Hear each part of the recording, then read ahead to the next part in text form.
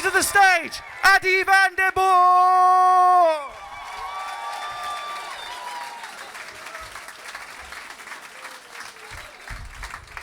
All right.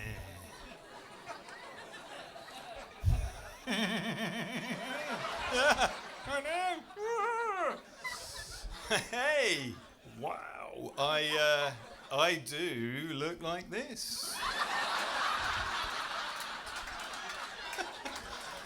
Yeah, I know, it's the fucking look, ladies. It's the Jewish Musketeer, that's the one we're going for now.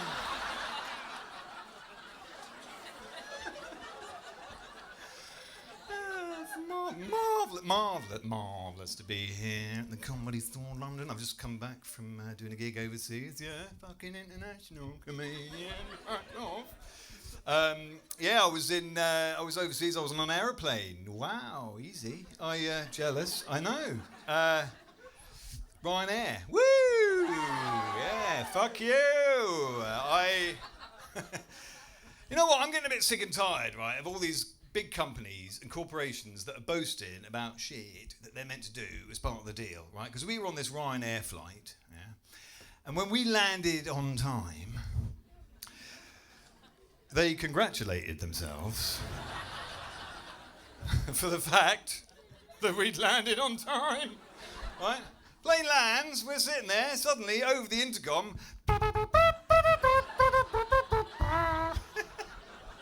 congratulations. You have landed on another on-time flight. Last year, 90% of Ryanair flights landed on time. Bloody fucking blah. Very smug, innit? Very cocky. What about the 10% that are late, right? I think they should have to do an announcement when they land as well. If you're going to boast about the good ones, you've got to accept the bad, haven't you? Balance it out, right? So when your plane lands late, you're sitting there over the intercom, you get wah, wah, wah,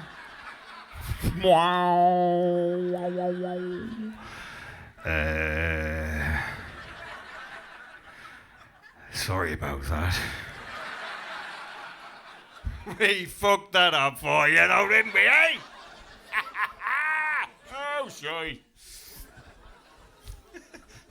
Sick and tired of these big companies and corporations boasting about shit they're meant to do. Normal people don't do that, do they? Let's say you've got to be at work, right, at 9 o'clock in the morning, and you get there at 9 o'clock in the morning, right?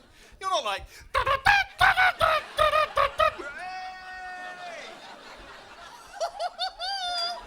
Hello!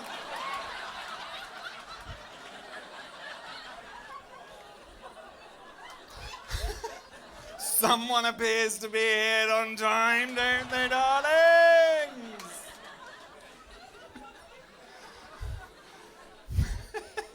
Mentioning no name.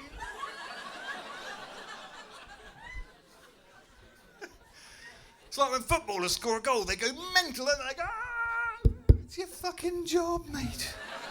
Relax. I very much doubt you get accountants behaving like that after they've had a difficult audit, like, fucking yeah! Oh, come on, son. Leaving the office, great audit there, John. What are your thoughts? Well, you know, we had a few tricky VAT issues there in the first half. Managed to balance the books by the final whistle, though, you know, take that. Take away the positives, you know what I mean? So anyway, I'm on this Ryanair flight in the emergency exit aisle, because you get a little bit more leg room in the old emergency exit aisle, don't you? Don't mind if I do. Treat myself. I'm sitting by the emergency exit door, right? And just before the flight took off, one of the stewardesses came up to me, I swear, she came up to me and she said, as you're sitting by the emergency exit door, you're in charge of opening it. This is what they do, right? You're in charge of opening it. If there's an emergency, is that okay? And I said, yeah, that's fine. And then I thought, huh?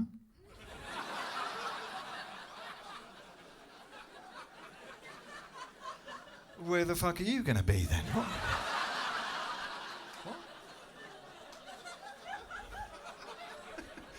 What are you going to be doing is more important. and an emergency. I mean, I know it's budget airlines, but have we got to do everything now? You know, 1 minute you're minding your own business in emergency exit, next minute, emergency exit, captain. You know, the trolley comes down. Oh, no beer for me.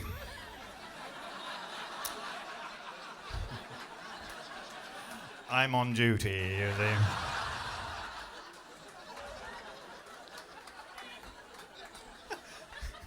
At the end of the flight, you're standing there with all the other flight staff saying goodbye to the passengers. Thanks very much.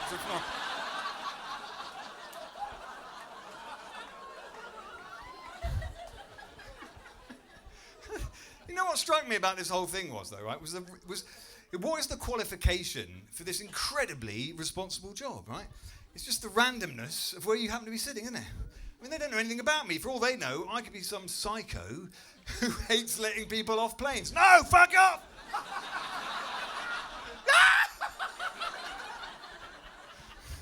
Some alcoholic halfway through the flight, I'm going to be so pissed, I won't even be able to open another can of cider.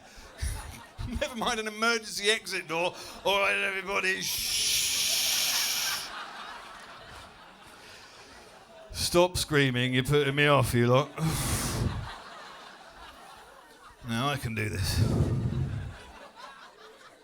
Where did that thing go, the old... It was an instruction.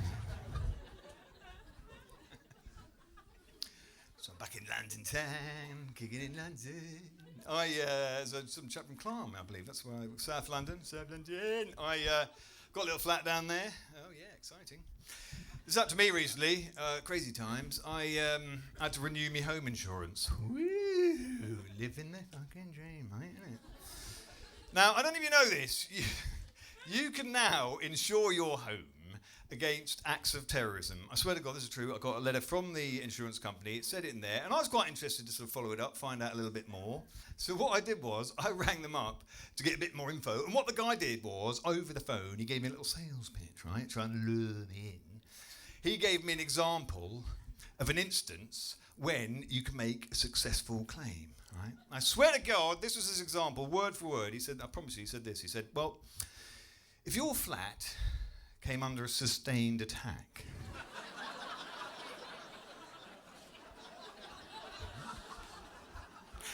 from a group of terrorists, I swear to God, sustained! That's the bit I love, from a group! That is implying that the whole terrorist cell would be bombarding my flat for hours. I mean, why they're there in the first place, I have no idea, but whatever. Right? and I'd be there successfully fending them off. You know, with a pair of my old slippers. Chasing them up the street. You take your holy war elsewhere.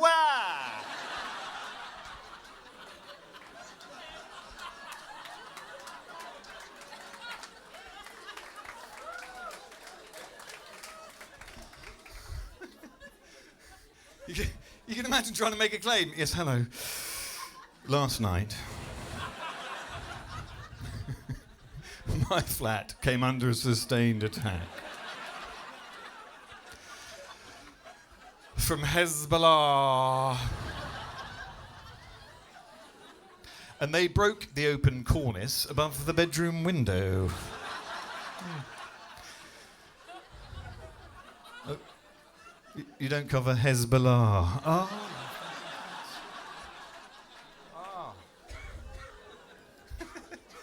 Sustained. Sustained. What if it wasn't sustained? What if it was only intermittent? You wouldn't be eligible to claim them, would you? Or they just blew up your flat in one big... You'd be standing in front of the rubble that was once your home on the phone. You'd have an insurance guy at the other end. I'm sorry, sir. You had the sustained attack policy, not the instantaneous explosion attack policy. Fuck you, son. I was trying to wriggle out of paying on the insurance companies. I reckon if my flat was attacked by terrorists and they did some damage, right, and I put in a claim, I would be very tempted to put some other stuff through. that maybe they didn't have anything to do with, but fucking... You're making a claim. Yes, not only did they break the open cornice above the bedroom window, but they left some mould behind the tiles in the bathroom.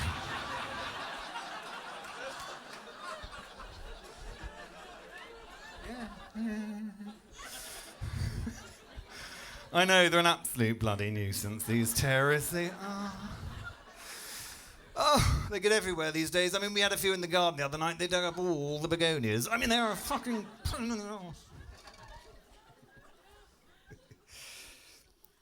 So I live in a flat. Yeah, crazy times. Live in a flat, and this happened to me recently. The gas man came round to my flat. Oh yeah, cheeky. Gas man came round to my flat to read my meter, and I was out. So what he did was he left a little printed card to say that he'd been. Now this may well have happened to you. You're out. Gas man comes round, leaves a little printed card, and what the card said on it was this, word for word. It said, "I'm sorry you were not in when I came to read your meter today. I will endeavour to return on Wednesday." And I thought to myself, endeavour? Fuck off. That's not the language of the gas man. That is pretentious British gas bollocks, isn't it? No one speaks like that in real life anyway, do they? Oh, darling, the gas man came round today while we were out. He's going to endeavour to come back on Wednesday. Oh, good. Oh, we should endeavour to be here when he comes. Because I think it's the wrong context of that word. Because for me, the word endeavour implies that something quite heroic has taken place. Don't you think? It's like endeavour. You know, like knights of old. My liege, I did attempt to read your meter this very morn, but was thwarted by a horde of barbarians at the bottom of Cranley Road. I fought them bravely for nigh on 3 hours, killing several of their number, but alas, in the end, they were too strong. And I made haste in my van.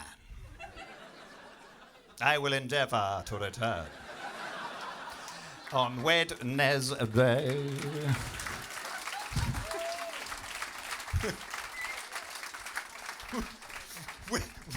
Wednesday comes round. All hail the gas man! O noble gas man, we beseech thee, please read our meter.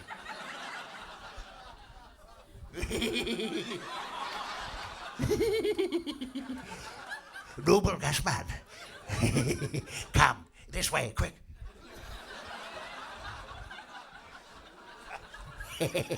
Come to the cupboard beneath the stairs.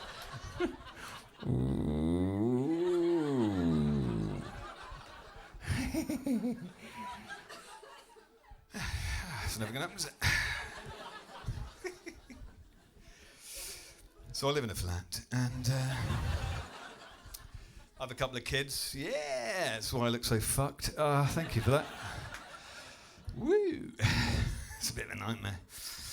Oh, you know what? I've got a daughter. She's 5 years old, right? And I feel a little bit sorry for her because I'm already getting a bit creaky and scatterbrained. And I was thinking to myself the other day, I was thinking, if I'm like this now, what am I going to be like in like 20 years? We're both a lot older. I've got to protect her from all the sort of psychos and kidnappers that are out there. Because that's the thing, isn't it? Man, we've got to be the heroes. When something like that happens, we've got to be...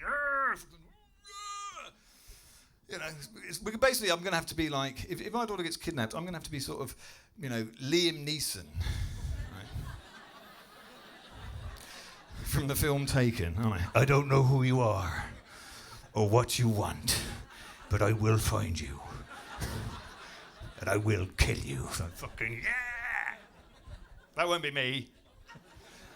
I don't know who you are.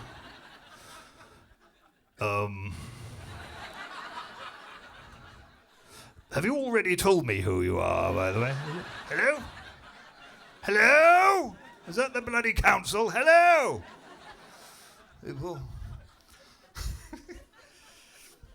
8 years I've been with my girlfriend, mother of my children. 8 fucking years. It's great. It's going really well. Thanks very much. Help me! It's brilliant. I love it. It's fantastic. And you know what I think the most difficult thing about being in a relationship is this, is you've got to remember all the trivia that your wife or girlfriend tells you about herself. Sorry, when I say trivia, I mean vital information that must be remembered at all times that she tells you about herself, sometimes years before, because eventually you get tested, don't you? Out of the blue, she'll be like, all right, what's my favourite flower? Shit, I wasn't listening. Oh, fuck. Self-raising, wasn't I? Hey?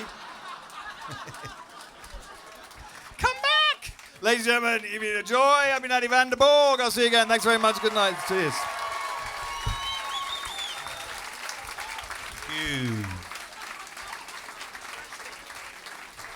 Addy van der Borgh, do not go anywhere. Do not go anywhere.